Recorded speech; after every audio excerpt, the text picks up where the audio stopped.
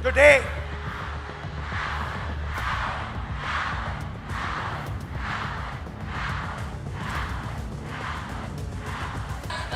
किस छुट्टी में गए और 1 महीने से ज्यादा वहाँ पर रहे तो वो बोलते हैं कि आप फिटनेस सर्टिफिकेट लाए। और वो फिटनेस सर्टिफिकेट क्या होता है कि हमें हमारी प्रेगनेंसी टेस्ट की जाती है। पुणे में हुए छात्रों के गूंज कार्यक्रम में पूरे महाराष्ट्र के अलग अलग हिस्सों से लड़कियों और महिलाओं ने भाग लिया। इनमें से कई फीमेल्स ने मंच पर ऐसी गंभीर समस्याएं रखी जो अपने आप में चौंका देने वाली थी। और इन्हीं में से ही एक समस्या थी आदिवासी छात्रों से जुड़ी। अपनी मांगों को लेकर ये आदिवासी छात्र पिछले 10 दिनों के ज्यादा के समय से भूख हड़ताल पर बैठे हैं।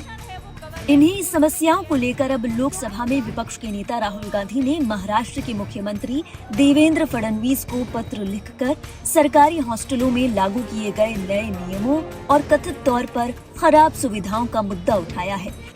दरअसल छात्रों के गूंज कार्यक्रम के दौरान एक लड़की ने मंच पर आकर इस बारे में राहुल गांधी को बताया और अपनी समस्याएं रखी। जिस ट्राइबल हॉस्टल्स में ये रह रही है वहाँ पे ऐसा रूल है कि वो सिर्फ 30 इयर्स तक ही वहाँ पे रह सकती है। आफ्टर दैट ये सरकारी हॉस्टल है।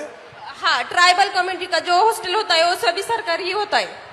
और ये सारी डिमांड्स ये लोग सीएम के पास लेके गए और वहाँ से उन्हें बताया गया कि सॉरी हम कुछ नहीं कर सकते हैं। किस छुट्टी में गए और 1 महीने से ज्यादा वहाँ पर रहे तो वो बोलते हैं कि आप फिटनेस सर्टिफिकेट लाए। और वो फिटनेस सर्टिफिकेट क्या होता है कि हमें हमारी प्रेगनेंसी टेस्ट की जाती है। आदिवासी डिमांड्स के लिए इनके काफी भाई बहन सारे उपोषण पे पिछले 10 दिनों से पुणे में ही बैठे हैं। लड़की की ओर से बताई गई इन तमाम समस्याओं को राहुल गांधी ने सीएम देवेंद्र फडणवीस के सामने रखा। राहुल गांधी ने अपने सोशल मीडिया हैंडल एक्स से मुख्यमंत्री देवेंद्र फडणवीस को लिखे गए पत्र और छात्रों की ओर से दिए गए ज्ञापन को शेयर किया। राहुल गांधी के मुताबिक उनकी मुलाकात आदिवासी छात्रों से छात्रों की गूंज कार्यक्रम के दौरान हुई। उन्होंने कहा कि छात्रों ने उन्हें सरकारी हॉस्टल से जुड़ी समस्याओं के बारे में बताया। इसके बाद उन्होंने मुख्यमंत्री को पत्र लिखकर इन मुद्दों पर तत्काल ध्यान देने की अपील की है। अपने पत्र में राहुल गांधी ने सबसे पहले हॉस्टल में रहने पर लागू की गई 30 साल की उम्र की सीमा का मुद्दा उठाया। उनका कहना है कि 30 साल की उम्र से ज्यादा के स्टूडेंट्स को सरकारी हॉस्टल में रहने की अनुमति नहीं दी जा रही है। राहुल गांधी के मुताबिक इसका असर उन स्टूडेंट्स पर पड़ रहा है जो अपनी पढ़ाई पूरी कर रहे हैं या प्रतियोगी परीक्षाओं की तैयारी कर रहे हैं। खास तौर पर दूर दराज के गांव से आने वाले आदिवासी छात्रों के लिए सरकारी हॉस्टल बेहद जरूरी है, क्योंकि शहरों में पढ़ाई के दौरान उनके पास रहने के सीमित विकल्प होते हैं।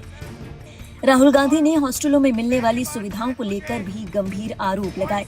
उन्होंने कहा कई हॉस्टल असुरक्षित स्थिति में हैं, वहां खाने, साफ सफाई और मेडिकल सुविधाओं की कमी है। राहुल गांधी ने अपने पत्र में छात्रों के साथ हुई कथित सांप काटने की घटनाओं का भी जिक्र किया। उनके मुताबिक ऐसी घटनाओं में कुछ छात्र घायल हुए और कुछ मामलों में जान जाने की बात भी सामने आई है। राहुल गांधी ने अपने पत्र में सबसे गंभीर मुद्दा उठाया। राहुल का आरोप है लंबी छुट्टी के बाद हॉस्टल से लौटने वाली छात्राओं को अपनी फिटनेस साबित करने के नाम पर प्रेगनेंसी टेस्ट और दूसरे मेडिकल टेस्ट से गुजरना पड़ता है। राहुल ने इसे छात्राओं की गरिमा और सम्मान से जुड़ा गंभीर मामला बताया। अपने पत्र में राहुल गांधी ने देवेंद्र फडणवीस से क्या कुछ कहा, आइए आपको लफ्ज बा लफ्ज बताते हैं। प्रिय श्री देवेंद्र फडणवीस, महाराष्ट्र भर के आदिवासी छात्र 10 दिनों के अधिक समय से भूख हड़ताल पर हैं। पुणे में उन्होंने मुझे उन नियमों के बारे में बताया जो उनकी गरिमा छीनते हैं और शिक्षा हासिल करने का रास्ता बंद कर देते हैं।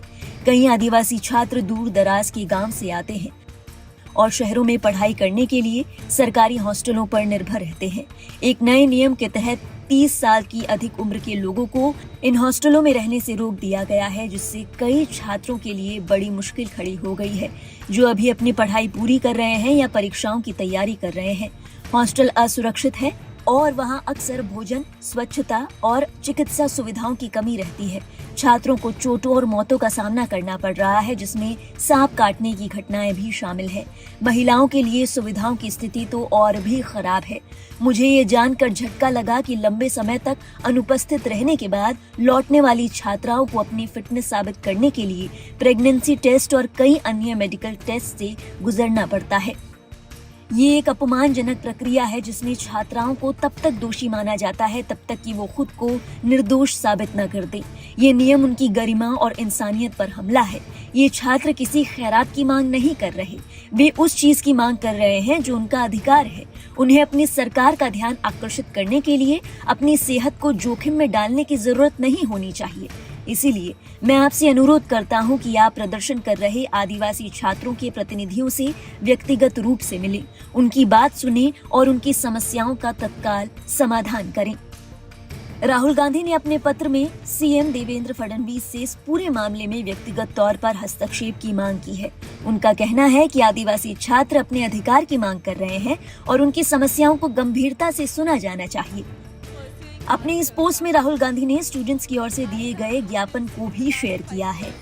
अंग्रेजी में दिए गए इस ज्ञापन में स्टूडेंट्स ने अपनी मुख्य मांगों का जिक्र किया है, जिनमें कुछ अहम मांगे इस तरह हैं। सबसे पहला, सरकारी प्रस्तावों को रद्द और संशोधित किया जाए। इनमें मुख्य मांग है हॉस्टलों में प्रवेश के लिए निर्धारित अधिकतम सीमा को या तो पूरी तरह समाप्त किया जाए या फिर इसे बढ़ाकर 36 साल किया जाए। दूसरा, सरकारी आदिवासी छात्रावासों की स्थिति पर गौर किया जाए। उनकी मांग है कि आदिवासी छात्रावास शहरों के भीतर केंद्रीय और सुविधाजनक स्थानों पर स्थित होने चाहिए, जहां छात्र आसानी से शिक्षण संस्थाओं, पुस्तकालयों, अस्पतालों, सार्वजनिक परिवहन और अन्य आवश्यक सुविधाओं तक पहुंच सकें। इसके अलावा मृत्यु, विकलांगता या गंभीर चोट के मामले में मुआवजे की मांग उठाई गई है। कहा गया है कि सरकारी छात्रावास में पढ़ने वाले छात्र की दुर्भाग्यपूर्ण मृत्यु की स्थिति में परिवार को 1 करोड़ का मुआवजा दिया जाना चाहिए। स्थायी विकलांगता के मामले में 50 लाख और गंभीर चोट के मामले में 25 लाख का मुआवजा दिया जाना चाहिए।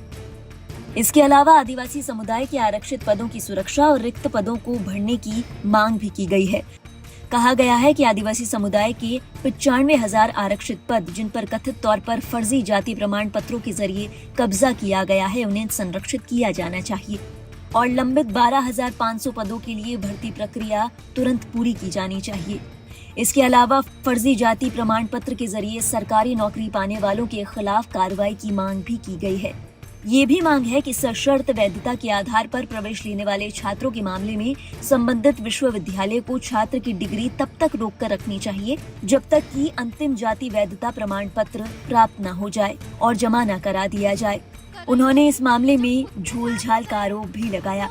इसके अलावा डीबीटी आधारित भोजन व्यवस्था को बंद कर प्रत्यक्ष भोजन प्रणाली की शुरुआत करने की मांग भी रखी गई है। छात्रावास में नियमित, पौष्टिक, स्वच्छ और गुणवत्तापूर्ण भोजन उपलब्ध कराया जाए, छात्रों की ये मांग है। इसके अलावा एंटी स्नेक वेनम और आपातकालीन चिकित्सा सुविधाओं को लेकर भी मांग की गई है। उन्होंने कहा कि सांप काटने के आपातकालीन मामलों से निपटने के लिए आदिवासी आश्रमशालाओं और सरकारी छात्रावासों में पर्याप्त मात्रा में एंटी स्नेक वेनम उपलब्ध कराया जाना चाहिए। यानी आदिवासी छात्रों को लेकर जो मामला सामने आया है, ये केवल छात्र सुविधाओं तक ही सीमित नहीं है। इसमें उम्र सीमा, शिक्षा जारी रखने का अधिकार, हॉस्टल की सुरक्षा, बुनियादी सुविधाएं और छात्राओं की निजता और गरिमा जैसे कई गंभीर सवाल हैं। अब ये देखना होगा कि मुख्यमंत्री देवेंद्र फडणवीस और महाराष्ट्र सरकार राहुल गांधी के इस पत्र और छात्रों की मांगों पर क्या जवाब देती है। क्या भूख हड़ताल कर रहे छात्रों के साथ बातचीत के जरिए मामले का समाधान निकलता है? वो जो भी करना चाहे करे, गाली देनी है गाली दे,